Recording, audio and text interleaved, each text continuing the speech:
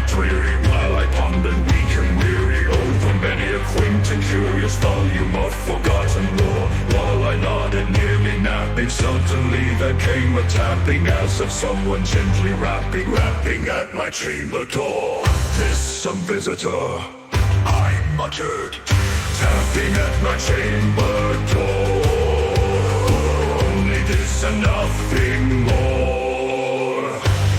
Distinctly I remember it was in the bleak December, and each separate dying ember wrought its ghost upon the floor. Eagerly I wished the morrow, vainly I had sought to borrow from my books a cease of sorrow, sorrow for the lost love. The rare and rare maiden whom the angels name Lenore, nameless here for evermore. And the silken, sad, uncertain rustling of each purple curtain filled me with fantastic terrors never felt before. So that now to still the beating of my heart I stood repeating, "'Tis some visitor, entreating entrance at my chamber door." Some late visitor, entreating entrance at my chamber door. This it is and nothing more. Presently my soul grew stronger, hesitating then no longer. Said I, "Oh madam, truly your forgiveness I implore. But the fact is I was napping, and so gently you came rapping, and so faintly you came tapping at my chamber door. And I scarce was sure I heard you here. I opened wide the door, darkness there and nothing more." Into that darkness peering, long I stood there wondering, fearing, doubting, dreaming dreams no mortals ever dared to dream before. But the silence was unbroken, and the stillness gave no token, and the only word that spoken was the whispered word, "Lenore." This I whispered, and an echo murmured back the word "Lenore." Lenore, merely this and nothing more. Back into the chamber turning, all my soul within me burning. Soon again I heard a tapping somewhat louder than before. "Surely," said I, "surely that is something at my window, that is. Let me see then what thereat is, and this mystery explore. Let my heart be still a moment, and this mystery explore. 'Tis the wind and nothing more." Open here I flung the shutter, when with many a flirt and flutter in the stepped a stately raven of the saintly days of yore. Not the least obeisance made he, not a minute stopped or stayed he, but with mien of lord or lady perched above my chamber door. Perched upon a bust of Pallas just above my chamber door. Perched and sat and nothing more. Then this ebony bird beguiling my sad fancy into smiling, by the grave and stern decorum of the countenance it wore. Though thy crest be shorn and shaven, thou, I said, art sure no craven, ghastly grim and ancient raven, wandering free from the nightly shore. Tell me what thy lordly name is on the nice Plutonian shore. Quoth the raven, "Nevermore."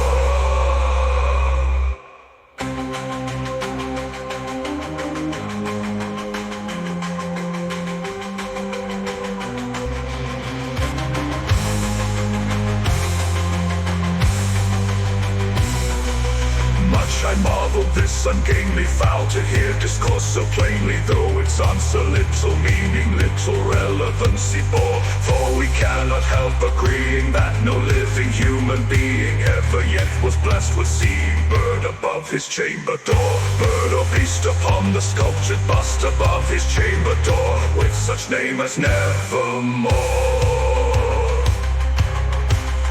But the raven sitting lonely on the placid bust spoke only that one word, as if his soul in that one word he did outpour. Nothing further than he uttered, not a feather then he fluttered, till I scarcely more than muttered, "Other friends have flown before. On the morrow he will leave me, as my hopes have flown before." Then the bird said, "Nevermore." Startled at the stillness broken by reply so aptly spoken, doubtless said I want it up to is its only stock and store, caught from some unhappy master whom unmerciful disaster followed faster till his songs one burden bore, till the dirges of his hope that melancholy burden bore of nevermore.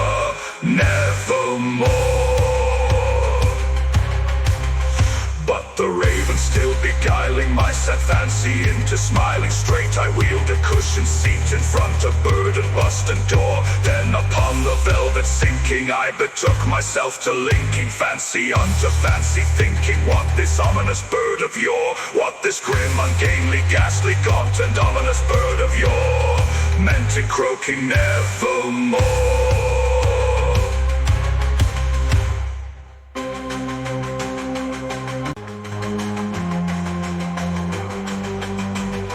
This I sat engaged in guessing, but no syllable expressing to the fowl whose fiery eyes now burned into my bosom's core. This and more I sat divining, with my head at ease reclining on the cushion's velvet lining that the lamplight gloated o'er, but whose velvet violet lining with the lamplight gloating o'er she shall press nevermore. Then methought the air grew dense, a perfume from an unseen censer swung by seraphim whose footfalls tinkled on the tufted floor. Wretch, I cried, thy God hath lent thee by these angels, he hath sent thee respite, and nepenthe from thy memories of Lenore. Quaff this kind nepenthe and forget this lost Lenore. Quoth the raven nevermore. Prophet, said I, thing of evil, prophet still if bird or devil, whether tempter sent or whether tempest tossed thee here ashore. Desolate yet all undaunted on this desert land, enchanted on this home by horror haunted. Tell me truly I implore, is there balm in Gilead? Tell me I implore. Quoth the raven nevermore. Prophet, said I, thing of evil, prophet still if bird or devil, by that heaven that bends above us, by that God we both adore. Tell this soul with sorrow laden, if within the distant Aden it shall clasp a sainted maiden whom the angels name Lenore. Clasp a rare and radiant maiden whom the angels name Lenore. Quoth the raven nevermore.